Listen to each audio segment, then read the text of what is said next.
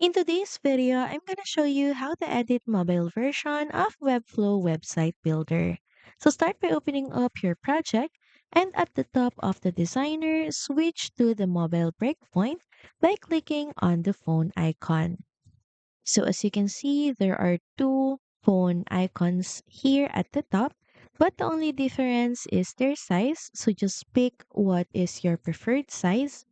Webflow uses a cascading system, so changes you make here will only affect mobile and smaller screens. So now start by adjusting your layout and select elements like sections or div blocks and tweak padding, margins, and font sizes to better fit smaller screens. And if something looks cramped, you can stack elements vertically by changing the flex direction, the column, or adjusting grid settings. You can also hide elements on mobile. Just select the element you'd like to hide, then in the right menu, go to Settings and change the visibility to hidden.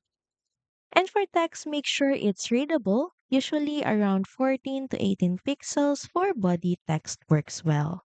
Finally, preview your design and test interactions to make sure everything feels smooth on smaller devices. So that's pretty much it. Thank you very much for watching this video, and I'll see you again on the next one. Bye!